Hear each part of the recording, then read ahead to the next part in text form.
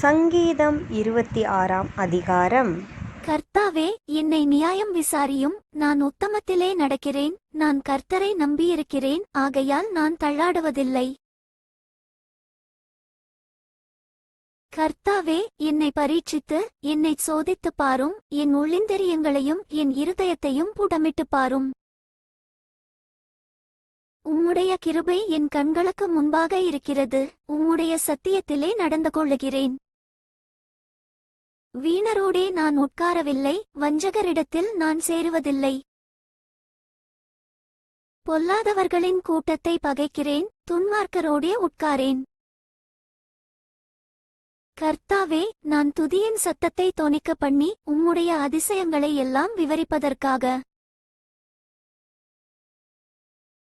நான் குற்றமில்லாமையிலே என் கைகளை கழுவி உம்முடைய பீடத்தைச் சுற்றி வருகிறேன்.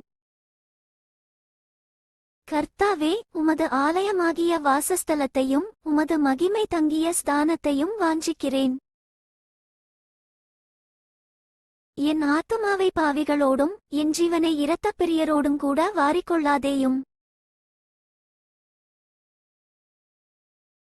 அவர்கள் கைகளிலே தீவினை இருக்கிறது, அவர்கள் வலதுகை பரிதானங்களால் நிறைந்திருக்கிறது.